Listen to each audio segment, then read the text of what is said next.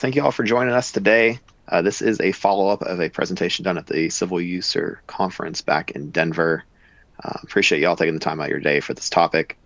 This topic is pretty near and dear to me. A lot of times we are introduced to a world full of new tools and strategies and techniques, but oftentimes you don't get to peek underneath the hood and really ask yourself, all right, well, how do we get there from a policy perspective? So throughout the presentation today, we're going to dive into some reasons of why QA/QC is important within 3D modeling, as well as some differences in workflows of how that might evolve over time to really emulate the same experience or traditional experience we're used from a 2D set of plans, and ultimately share a little bit about our journey along that way. So we're going to share some tips and tricks, as well as some stumbles we've made to hopefully let you learn from our past experiences. To set the groundwork, I truly believe that we're all kind of in three different stages of 3D design. So we've got folks who are just getting started. It's kind of, you might have one person in your group that's doing the 3D modeling. Everyone else is kind of reviewing traditional 2D sets of plans. You got the middle group where you might have a couple of folks that are proficient in the model. Oftentimes it's maybe just one discipline, oftentimes roadway or maybe a structures associate or two. But it's not quite the whole team yet. And then you kind of have the third bucket here that's about all disciplines working effectively and collaborative in 3D space. It takes a lot to get here. I think we're all kind of on this journey. If any one person out in industry told me they were here, I'd look at them and ask, all right, well, which team, and let me know where to work for. I think it's a great place to be, and hopefully this helps us get there.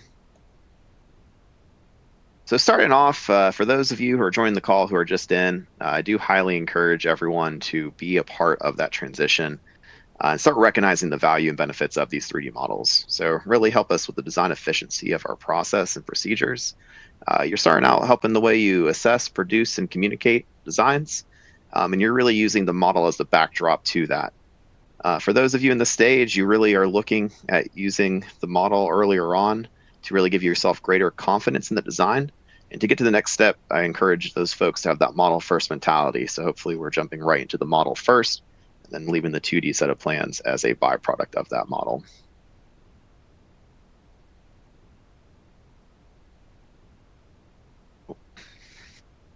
As we kind of progress the status, you start seeing more and more detail of the PowerPoint. I did missing a slide here, apologize for that. But as we get into it, you start seeing more and more detail. So as you kind of step through that procedure, you're starting to recognize some of these benefits of the application. And you start really looking at things in a greater level of detail. So when I'm talking about 3D QC, it's not just the alignment, it's just not the cross sections. It's every bit and component that comes along with that. So you start building and really seeing some of the other additional items be part of that 3D model, whether we're including wall zone influence, trenching limits, and suitable materials. Really, you start asking yourself, well, what can I model within 3D that maybe isn't necessarily part of my plan deliverable, but it might be something to include for either the benefit of the designers or even benefit of a sub or potentially other stakeholders as part of the process. What you end up finding is that you're actually shifting that allocation of ownership from the person doing the modeling to the EOR of the said component. So even if your whole team's not proficient in the model or actually doing the 3D work themselves, getting everyone up to speed so they end up feeling confident in that end deliverable is a critical first step. So why push to 3D QC? I think in the early days, 10, 15 years ago, we would do 3D modeling. We were still quality controlling a 2D set of plans. But with the shift to mold and digital delivery, we're really seeing a greater emphasis on the model data that's being provided. So we want to make sure the same level of control and detail that we put into the 2D PDF reviews, we're seeing that in the model first and foremost. We do this to help manage the risk of delivered projects and to make sure that they're delivered more efficiently. We do this also to streamline the transition from design to construction, essentially making sure that the handoff of data isn't just something the contractor is going to throw away at the end of the day because the plans are to a higher quality. We want to make sure we're building that trust as an industry in total. It also, by nature, allows us to improve that communication to the public and other stakeholders along the way. By having a model that you can trust and rely on, you can now bring that model into discussions and conversations in order to better convey bits and pieces of the design. Now, specifically in this transition process, there's a lot to do with digital delivery. You can kind of see the revolution on the left, going from printed plan sheets Thankfully, most of us now have shifted to at least a digital PDF delivery or electronic delivery, if you would. Not necessarily a model, but removing the need to print and plot plans. Depending where you are in the country and what stages of transformation you're at, you might be doing surface modeling and 3D component modeling as part of your delivery. And really, those two areas are what we're going to be focusing on today. But it is important to remember that there is a bigger piece of this puzzle. Basically, everything we talk about in terms of model QC is going to be included in the preparation for a model as a legal document. And then ultimately, once you start having confidence in the model, you now are unlocking abilities such as 4D, 5D construction, where you begin to incorporate schedule and costing into these models. What we find is when you switch to model reviews and really a model first mentality is you find yourself establishing new workflows.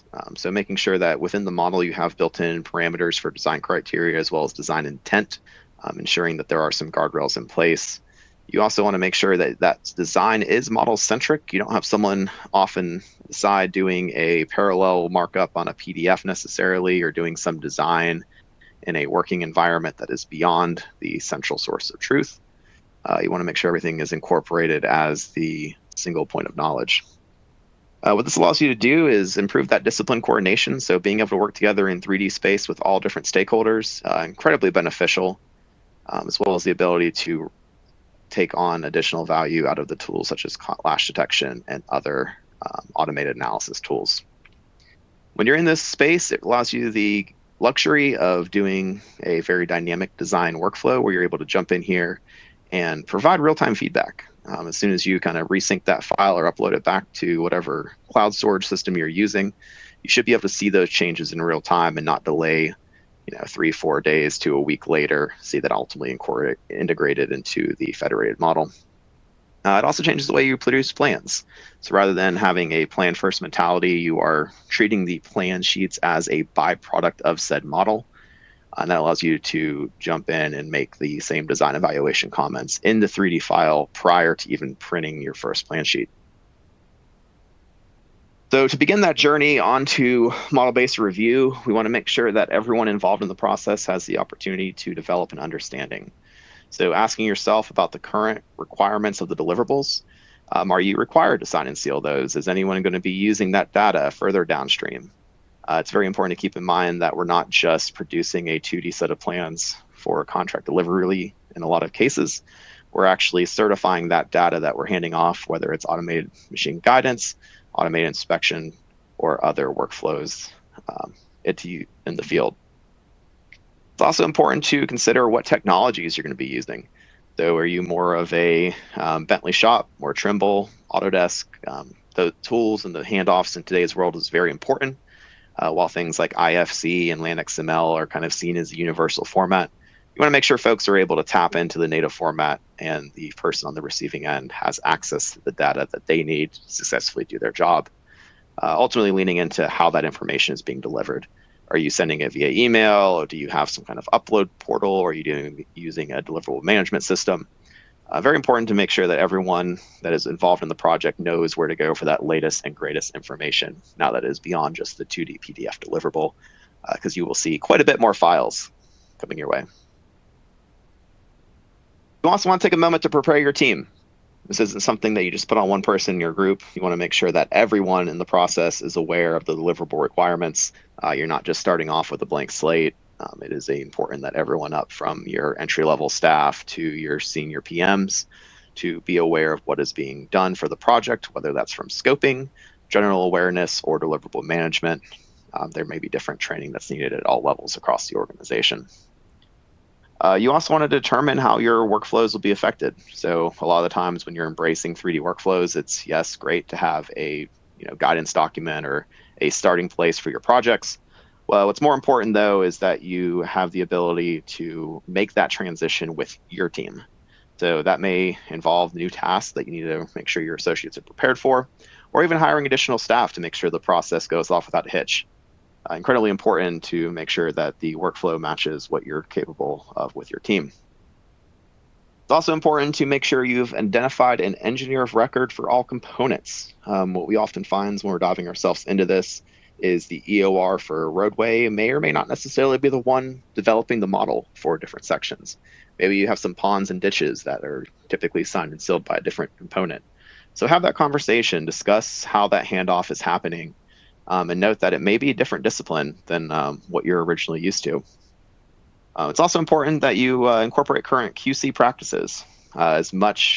As great as the new software is out there that allows us to be doing these 3D model reviews and automated workflows and certifications, it may not be easiest for your team from a change management perspective. So while that could be the ultimate, 3-4 year goal for your team, it's no fault to have a slower transition process where you start based off what your current 2D practices are and slowly integrate the model review into that. That's what we did, and that's what we'll be sharing later today. It's also important to invest in training. Model projects are not successful if it's only one person that knows what we're doing at the end of the day. So make sure that that knowledge is being distributed across the team. You also benefit from the idea of a shared responsibility of the model. Don't just put it on a single individual or group of individuals. It really is a lot of value in having the earnest of the components, making sure every MSE wall, foundation, or bridge beam is certified by the engineer or designer who is backing the design. So even though someone else is modeling it, you want to make sure someone else is comfortable enough in that 3D modeling environment to certify that review. One of the things I kind of gravitate towards over the year is that the model is only as powerful as its weakest component. And that is very much the case when you start going as models, legal document, and these digital review workflows. You want to make sure that every discipline that is relevant to the project does have a model representation, or else when you run things such as class detection or even just a general model-based review, you might be blindsided by something. I'm guilty as the next person. If I'm reviewing a 3D model, sometimes I'm looking at a 2D set of plans, but maybe I'm not looking at the right 2D set of plans. Maybe there's a ITS device or a light pole that's being proposed in location. If that's not represented in the model, then I may not be able to readily see it, or it might take an additional effort and QC pass in order to catch that resolution.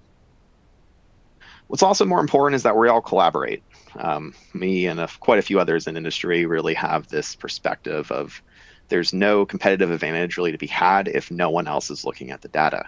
So highly encourage you all to partner with agencies, partner with contractors, inspectors. Everyone in the room needs to be at the same seat at the table so that we're able to fully understand what we're delivering and how all folks can benefit from the handoff of information. Then when all else fails, bring in a specialist. So this is one thing that as a group develops and grows over time, maybe the person who's best for the job isn't sitting right next to you. Maybe you need to consult with a larger organization or with your agency partners and find the resource needed to help make sure that you're off to the right track and you are delivering value in the model content you're submitting. Remember, the signing and sealing of digital models typically does require a higher level of 3D competency. It's something that, yes, you can have someone who's signing and sealing the plan set also sign and seal those model files. But in order to have the confidence behind them that they can be used and immediately built on in the field, handed right to the contractor and start the equipment up, it takes a little bit of a skill set and a certain specialty to make that happen. Again, making sure that you have that right person, even if it's outside of your direct team, and then make sure you're contracting out support where appropriate. There's a lot of agencies out there today, especially in the transportation space, that have assistance provided in-house, as well as several opportunities out there to rely on third-party trainers to help bring you the right way. But ultimately, you can invest in training as much as you want, bring in the top talent, but you have to make sure you have the right people on your team. Make sure you have folks on the project that believe in the quality of the 3D product. You're not just doing it to check a box. You're doing it because the data and the value is there, and you want to be able to provide a productive product to be used down the stream. All right, so a little bit of an introduction there. Time to get into the nitty gritty. I'm going to bounce around, cover a couple of different states here. But it's important to ask you, what are you signing and sealing? This is an excerpt from what I think GDOT released this year. No signature behind the documentation, but part of that is this transition. So you look at how what was formerly processed with alignments and surfaces might have changed in recent years as the adoption of land XML and other exchange formats, especially IFCs, coming on the horizon. Sorry. Make sure that you're aware of those latest requirements, focusing on XML, DXF as exchange formats, as well as clearly understanding where your design files may lie. Florida is another state. They've actually had these documentations in place for years. They actually break out which component is relevant to every single component of the 3D model. So you have different qualities and procedures for your alignments, for your design files, for your 3D surfaces and survey files, as well as breakline and optional IFC files. So make sure you're spending time and understanding, again, the what. Not all of these may be signed and sealed, but they might be a requirement as part of your deliverable. While I was not part of this process, I also like giving a shout out to PennDOT this year, who I believe has the first in the country IFC model delivery that's signed and sealed.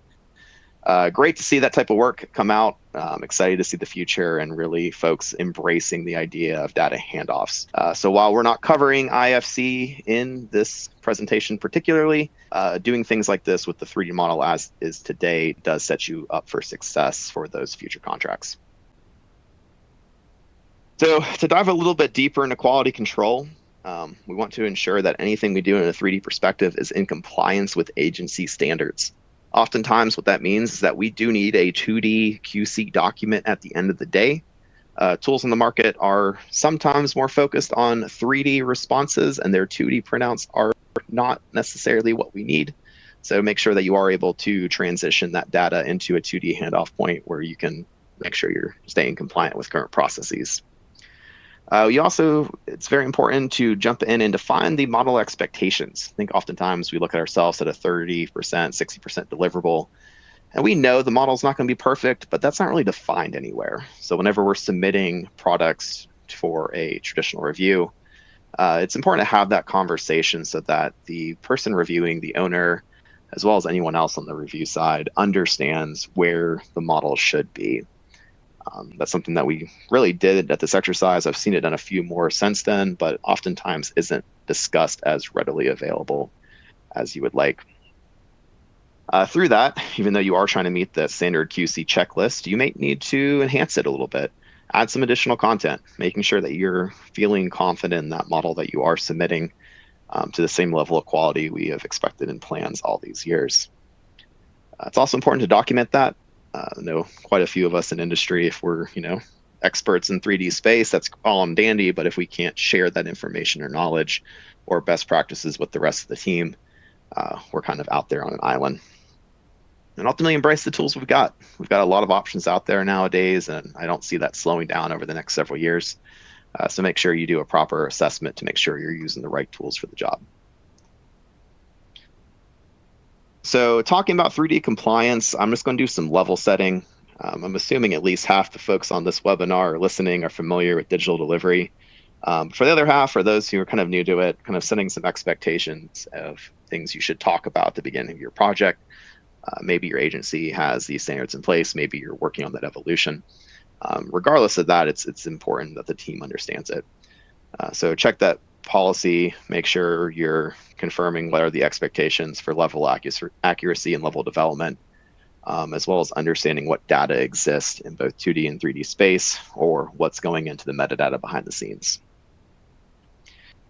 JTC EES, they went through and really set the national framework for this. This is a committee of folks helping define level development as well as level of accuracy. A lot of states are using it as a baseline, but it's a great starting point in lieu of agency standards, essentially defining LOD. Now to walk folks through LOD, I'm going to use an example of a stop sign real quick. As we're getting into QC, it's important to make sure that the 3D model, or maybe lack thereof, matches the expectations set in front either by the agency or the project specific. I don't touch on it too much here, but this is a great location for a BIM execution plan to come into place to make sure everyone's in alignment of what level we are targeting for our assets. So think of LOD 100 as kind of just a location along a line. You don't even have true XY offset locations. It's just a single dimensions. Basically anything short of an LOD 2 usually falls within an LOD 1, oftentimes represented by a symbol of a single point. To get to LOD 200, you now need a XY, as well as a size, shape, and orientation. That means if you look at a CAD file in 2D space, that object is rotated correctly, it is sized correctly, and let's just say someone went out in the field and wanted to build it in location, they'd be able to use that CAD file as a reference. Going into 3D space, you're adding a Z elevation to it. Example here would be if you had a 3D signpost. Great example of a project. A lot of times, maybe the 3D for the sign isn't relevant, especially for a sign such as a speed limit sign. However, you might find some details that are tied to a 3D component of that asset. In this representation here in North Carolina, the pay item varies as well based on the amount of material, which is dictated by the slope at which that speed limit sign is placed upon. So there are examples where you might want to consider a higher LOD than what is required for the deliverable. And just to round it out, 400 LOD is talking about fabrication information and other details, really beyond the true 3D representation. It's so that asset data can be handled by others up downstream. Ultimately, kind of giving you a breakdown is as you go and increase your LOD, level of development, you are able to ensure that that model needs to be delivered at a higher quality. While this seems like a step that is only necessary if you're going to model as a legal document, it is still very important when you're setting the expectation, even for non-signed and sealed models, of what level of information should I be seeing and reviewing. So if I'm only targeting an LOD 100 for a certain item, I do not need to pay attention to that item in the model. All right, it's also important to discuss data ownership. I've done this throughout the presentation already, but I'm going to double or triple down at this point. You want to ensure that each responsible party has confidence in that final model, which means no one can be left out of that review process, whether through proxy, trusted resource reviewing, or by directly reviewing themselves. Making sure that those modeling do not necessarily have to be the ones that are certifying. So again, you can bring in other folks outside of modeling to do the review. Meaning if your best modeler is someone that sits within a roadway group, but you need an abutment designed or an MSE wall designed, they can still do that modeling, but we want to make sure the one ultimately certifying that work at the end of the day understands that that model is properly reflected in the federated space. Making sure that you have best practices identified in each discipline, understand that those can vary, as well as understanding where that 3D data may cross between different service groups. I don't have an example on screen here, but a great example of that we found throughout the last several years is at bridge abutments where you have a wraparound slope, especially over a stream or river crossing. That wraparound slope, while yes, it's a 3D model, might be dictated by roadway, drainage, and structural standards, meaning all three groups need to have some stake in that certification of that modeling component. Now, the next 15 minutes, I promise you, are not going to be as lively with pictures, but this is kind of the meat and potatoes of how we, RSNH, got to where we were with a 3D review. Using Florida as an example, that's one of our states we're doing a lot of work, and what you're seeing on the screen here is Florida's face middle guidelines for conventional projects. We saw this, we're like, hey, this is great. It provides us our traditional 2D workflows for the past 20, 30 years, however long these submittal guidelines have been in place. But we weren't really seeing the 3D model tether. There were 3D modeling standards, but nothing that kind of gave us that same phase deliverable expectations.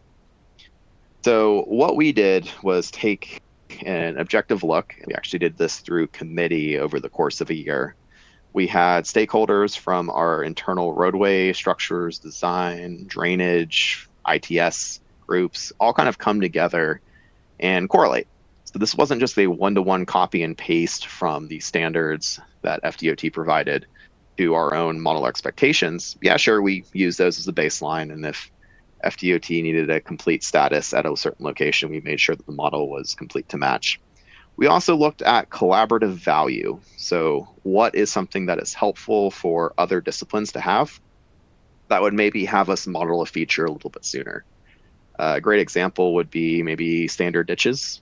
You could have a standard ditch modeled by roadway where maybe they're not required at a certain deliverable level. By having that information, it allows a head start from our drainage team to understand high points, low points, and to set their basin locations, catchment locations, sorry. In this graph, P is just preliminary, C is complete, F is final. And we did this for all disciplines. So that means drainage and structures also had their own tables so that when we're at a 60% submittal or a phase 2 submittal for a project, there was no question of what level of quality we should expect from that model.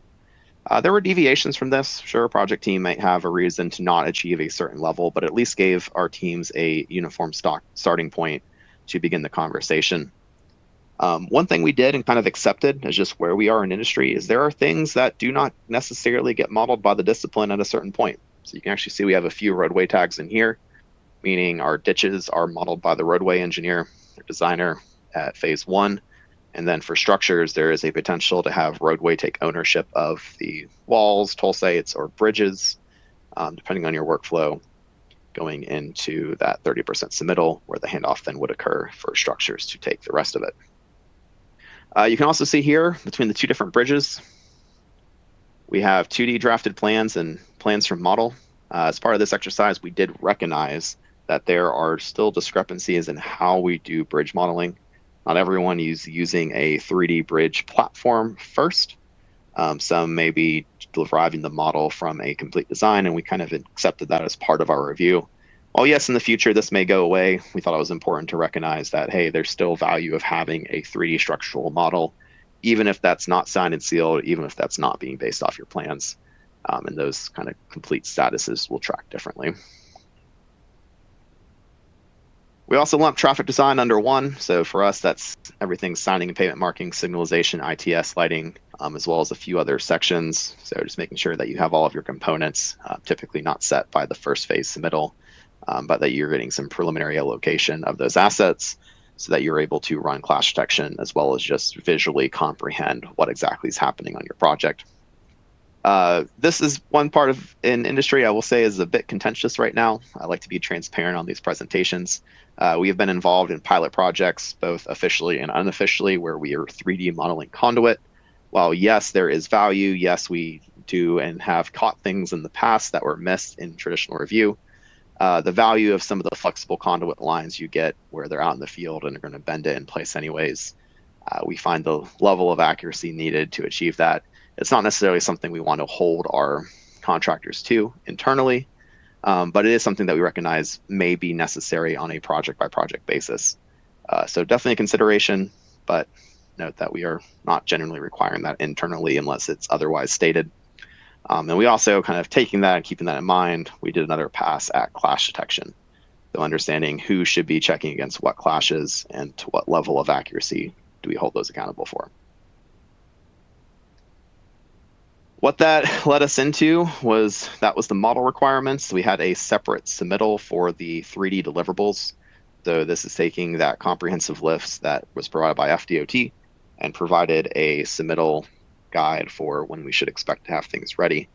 Certain items such as proposed surfaces are expected to be completed earlier, whereas items such as just the 2D export for files for AMG purposes doesn't necessarily need to happen at the end, because it is not a coordination item. Same thing in earthwork. If you're doing earthwork at 30%, yes, it's important, but do we need to have every subgrade surface perfectly executed and ironed out as if it were going to AMG? No, not quite. And this guide helps us see that. For those familiar with Florida, you know that it goes far beyond just the chart. So there's actually a breakdown of the phase submittal guidelines for the 2D plans, and we recreated that just as easy for the 3D model.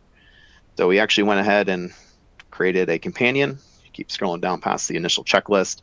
It will tell you exactly what that C, what that S, what that F mean, and what the expectations are for someone jumping into the project who may be new. So at 30%, if I'm looking at 30% side slopes here, I should only expect to see basic side slope limits for impact analysis and typical ditches with no profiles. We were finding that this conversation was happening at the project level for every single project to make the decision whether or not that was appropriate. And while yes, that may still be helpful, this now takes the guesswork out of it. You have a common standard to work for, and you're not trying to figure each of these out individually as you go. Another example is for drainage. Maybe you don't necessarily need to model out at your first submittal every single drainage structure, and likely that corresponds with the plan deliverable. But maybe you need to have your major cross drains. So any major barrel or box culvert that crosses the project, that might be helpful for roadway to set the profile, or for others to understand what's happening in the subgrade, as well as other items such as offsite ditches. Most infield areas probably aren't modeled at this point, but you might have some critical offsite locations that have been identified and are important for setting right away. You can see here some examples. Promise it's a lot of text, but I think it's important to kind of share where our head's at throughout this process. Again, control structure is elevation verified, no modeling required, just kind of breaking down and understanding what is and is not expected for each of these. Here you can kind of see the 2D drafted plans versus plans from the model workflows, really is splitting up and identifying which direction your project's moving from. If one is selected, it kind of gives you the expectation of no models needed. You're just going to see that kind of roadway placeholder model with estimated structure depth.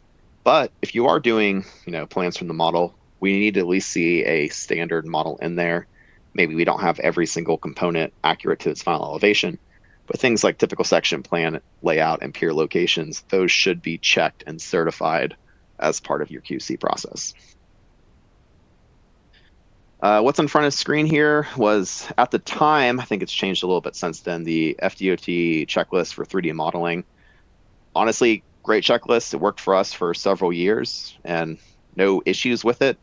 But our teams were asking for something a little bit more detailed. So we took that same checklist and we expanded upon it, really understanding what we are checking and how it varies by either model location or by discipline.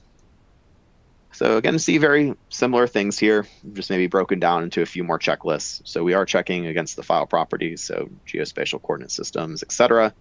And plan consistency. These are the two items that I believe most people who are working in 3D have been doing for quite some time. Okay, we're just kind of putting it out on paper so that you can make sure you are all checking the same items: super elevations, lane transitions, certain things like gores that may slip through the cracks on a 2D plan deliverable, making sure you have confidence in that. As well as splitting out the template review. So making sure your template doesn't have any vertical surfaces for land XML generation, making sure your feature definitions are appropriate and applied, as well as all non-plotting levels turned off for the final delivery.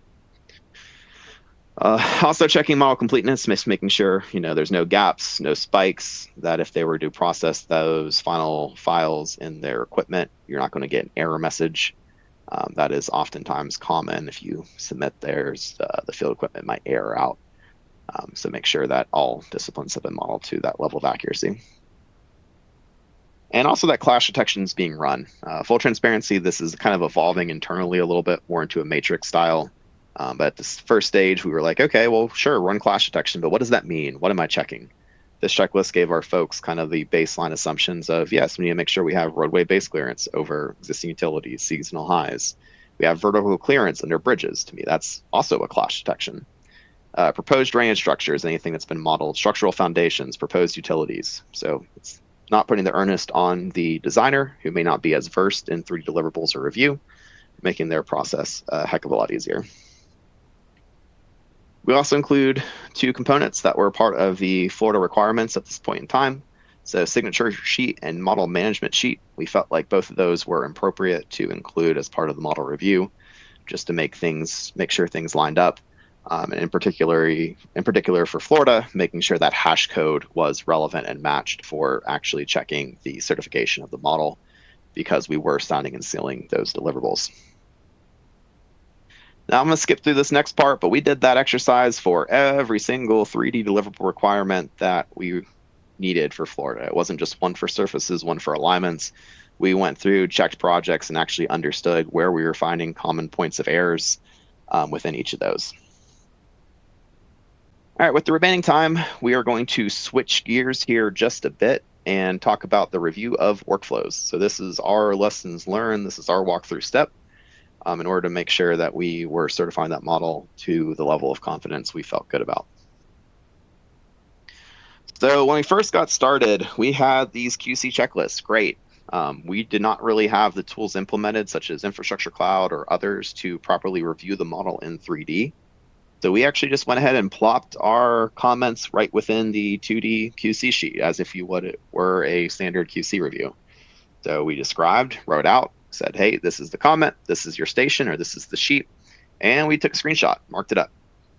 And that could be ran through our standard 5-step QA/QC process. So for us, that's comment, normally red lines. Those are sometimes omitted when we're doing the screenshots. You can kind of see the red down below. Then blue check, meaning to incorporate. Yellow highlight, meaning it's good to go. And then green check to mean it has been QA'd and we have verified that we have completed the process. And we did this for a few different things. So we just kept pasting screenshots in a Word document. And to be honest, some teams probably still do this today. It's something that worked. It was easy to accomplish. And it was our way of marrying up a 2D review process that teams were used to and combining it with a 3D model review. And here, making sure your 2D planometric aligns. So there's some overlap in the model, making sure that's cleaned up, tapers are corrected. As well as some things that might be typically missed if you're just doing a cross-section review. Here, there wasn't a proper perpendicularity set to that curb. So instead of showing up as a, seems minor, 2.2, it's showing up as a 2.2 rather than a 2.25 in cross-section view. So it may look right in a cross-section because it is true scale. It was actually going to give us a very minor error to the earthwork being set to the contractor for that curb line. That curb line would not be in the correct location. Not only were we QCing the model, we were also QCing those exports. So here's a great example of us exporting the XML file and then re-importing it as a test. And you can actually see we had an error flag on one of the alignments that wouldn't have shown in the AMG files that were being delivered. So unless you were checking that re-import, cannot trust enough, please re-import your files upon export. This would have been missed, and we would have gotten potentially an RFI if this made it to construction and they were using the AMG files. Another important thing is checking the date. This cut up a few times where if you're having a file that you're certifying that's coming from a sub or from a surveyor, make sure the date is aligned, and if it isn't, make sure you have a record of why that file was modified, because ultimately at the end of the day, that file is important. We also want to check those final deliverables, so the 3D meshes against the model. So you're not just checking the model for completeness. You want to make sure that every component has been captured. In this case, we did some final detail grading at the end that wasn't quite updated in the surface. So simple comment just says, hey, make sure you're capturing those spill slopes. The other thing that often comes up, and I don't know if this is just us or me, I'll say it's my fault because I was the one doing the modeling originally on this project. Construction lines, they can be dangerous. They can also be super helpful. So be aware of if you're modeling with construction lines and those need to make it into the final surfaces, construction lines may not be captured in how you're processing those surfaces. So just make sure that it's on the right feature definition in the Bentley world to be properly picked up. And that's at the right location. If it's offset, underneath a vertical surface, you might have an overhang that results in some unnecessary triangulation. So that was stage one. We're just going to paste some screenshots in a Word document within our checklist. And you know what? We got a QC document, so we're good to go. Stage two of that, we're like, hey, well, there's something that kind of came up there. We got some feedback. It was a little bit of a pain to enter the station manually every time. So we're like, you know what? This makes way more sense. Why don't we just put the comments on a plan sheet? And we originally avoided this, I think, because there were 11.5 or 11 by 17 sheets. And it was just going to be a lot to put in the plan sets. Looking back, that was probably what we should have started off with from day one. But since FDOT at the time had their model management sheet that was quite large, what we're actually able to do is take some screenshots of the project and incorporate them into the project layout. So we no longer needed to have a station associated with it. We could point exactly to that location on the model. So here, same process, we're taking a screenshot, we're marking up in red. We're actually putting text in the plan sheet for this time and showing a few different examples of that. So I can see here where my slopes disconnect, where my drainage structures may not be aligning. Is there not slot underneath the bridge? So I'm actually checking material classification to make sure it aligns with the plans. And this was incredibly helpful. We also did this through the typical sections. So we're checking pavement thicknesses as well. For Florida, this is just where it was represented. But we're actually going through and verifying the depths and pavement type and classification too. Also, when we're doing milling or widening, making sure that we have alignment amongst our typical sections from the model. Here's another example, same exact thing. This time, though, for those keen eyes, you notice we are using a different review platform. At this point in time, we started to use Infrastructure Cloud. This is a great tool and something that I highly encourage folks to utilize and leverage as part of their process. At this point in time, our team wasn't super familiar with Infrastructure Cloud. While yes, we had the project there, maybe only one or two people were actively using it. And we definitely couldn't use the form workflow, just the training, the time, and up against project deadlines.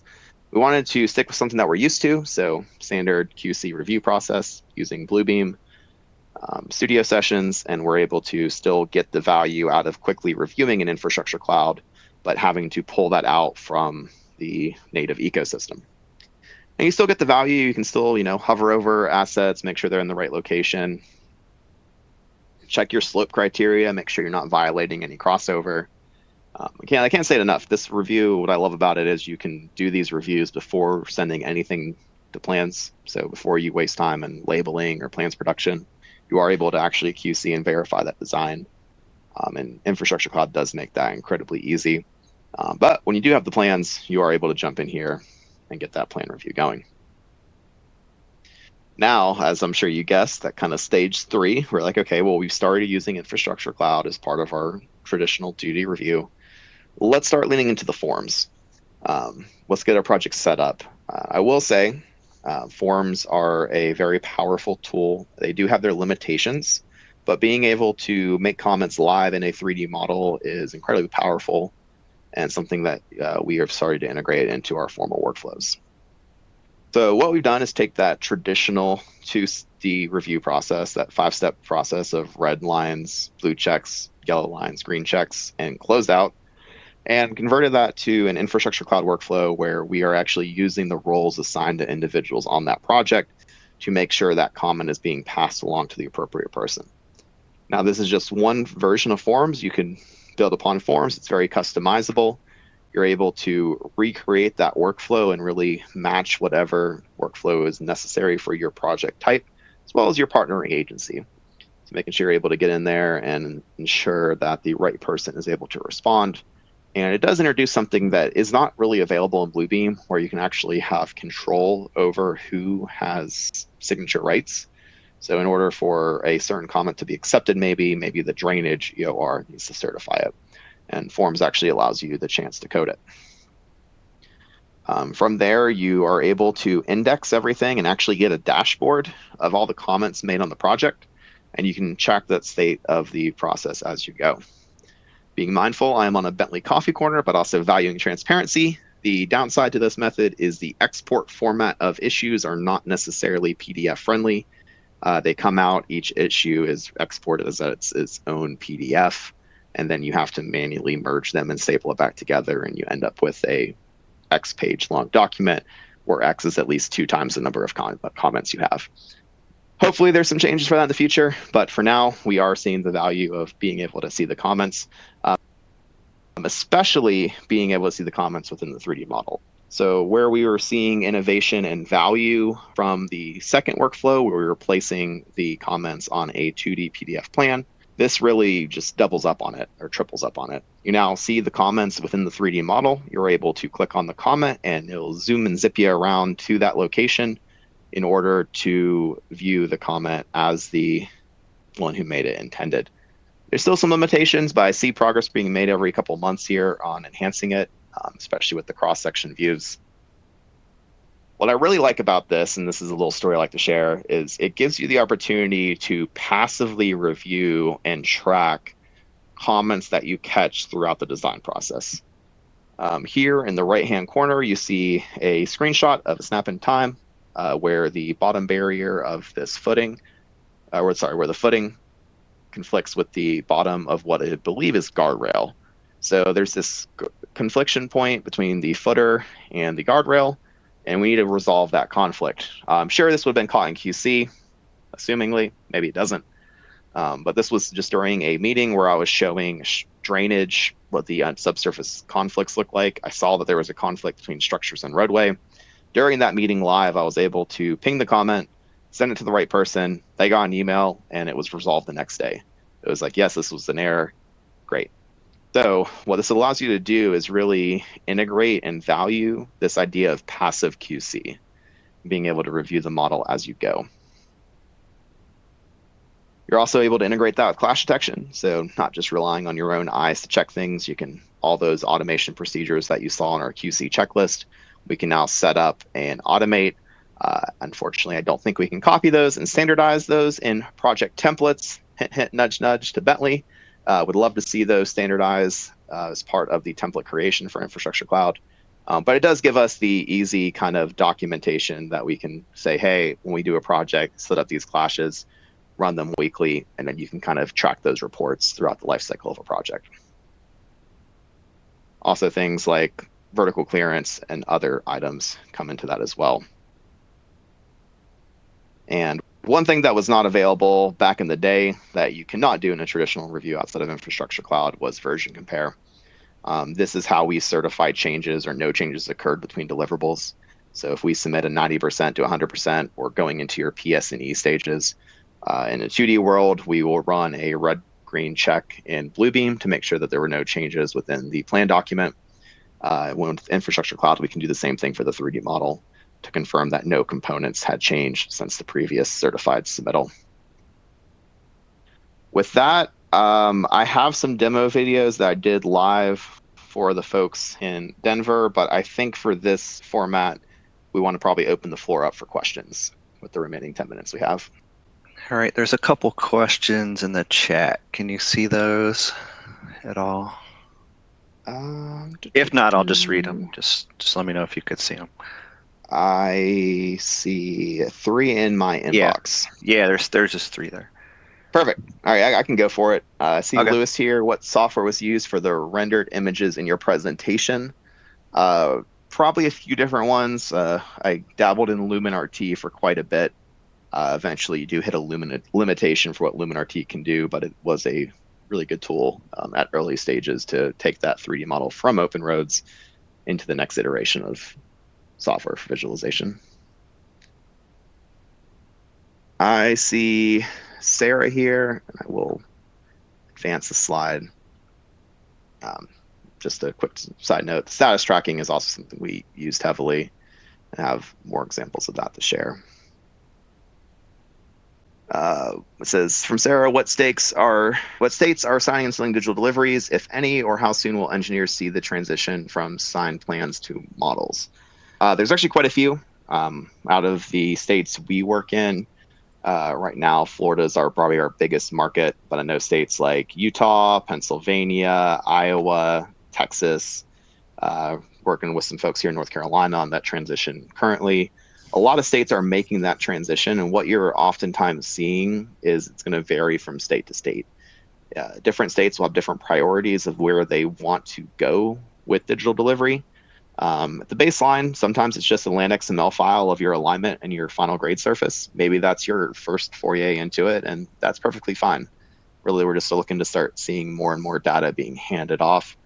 And to answer your question about pacing, it's happening now. And I think here in the next 5 years, you're really going to see a transformation over how the different states approach sign and seal plans. Sign and seal models. All right, got Andrew Hall coming in here with how much time are you budgeting for QA/QC process? All of these checks, back checks, and documentation for your reviews seems like they would add a non-insignificant amount of time to the reviews. Yes, that is a great way to put it. It is a non-insignificant time. Originally, and what we started doing in states that required the 3D signed and sealed signature is we just kind of accounted for it in our traditional review numbers. Depending on how your state or agency does scoping, there may need to be a conversation done with your agencies. But ultimately, this is hours that we would have traditionally spent QCing cross-sections. So a lot of that time can be scraped back, but depending on the level of detail or level of development expected from the client, you will see an increase to those hours. We had someone ask for a copy of the QC checklist. I'll get with Scott after this and see if we want to distribute it. You definitely have a copy of this presentation where you can glean 90% of the information. I need to check on if we're comfortable sharing the actual document itself. But feel free to email me directly after this and we can work offline.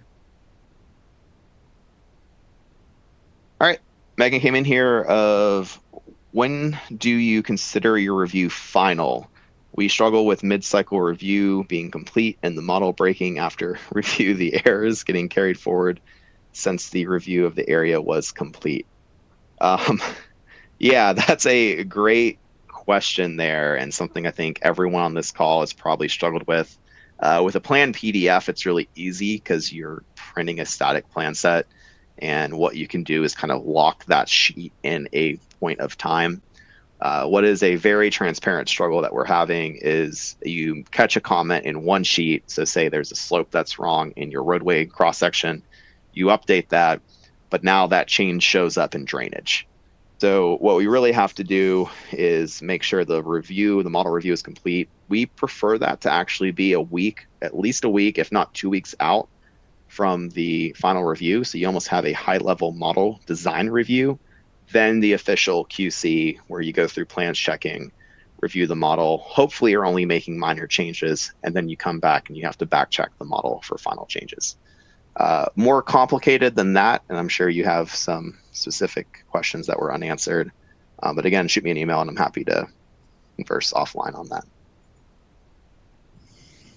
All right, got one from Matt here. It says, can you summarize any elements of design that you are not currently using modeled elements to drive the 2D plans?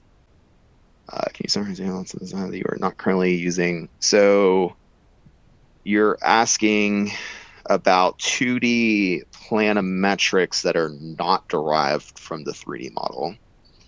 I'll take a shot at answering that. It might not get to the exact root of the question, but I'm assuming it has to do with the disconnect of some states and agencies are really pushing the workflow where you do the 3D model and then the 2D line, since Open Rows allows it, actually encourages it to be then brought into plan view. To me, that is a team-based decision to be made. So some teams are very into that idea. They have proficient modelers where if you need to update a side slope or you need to update an unpaved shoulder, they'll go in, they'll fix the model, and they'll be able to see that change reflected in their plan sheets. Other teams are not that confident in that workflow, or maybe they don't have the right people in design that have that 3D background, where their design file is truly just a 2D replication of the model, or vice versa, the model is actually built off the 2D plans. I started off very strong that we should be model first, and I still think model first design is the way to go. But when it comes to how you actually draft up your plan sheet, you want to keep in mind the efficiency of the project team. I'm not going to tell a team of 6-year CAD folks that have never touched open roads to jump in and that has to do model first workflows. I'd encourage them to do the modeling, but ultimately draft the 2D plan separately if it's going to be holding up your team. There are hybrid instances, though, where things like ditches that are based on vertical geometry, where we'll do the roadway as a 2D static design file, and then we'll have the ditch lines and the side slopes and the slope stakes update dynamically from that modeling environment.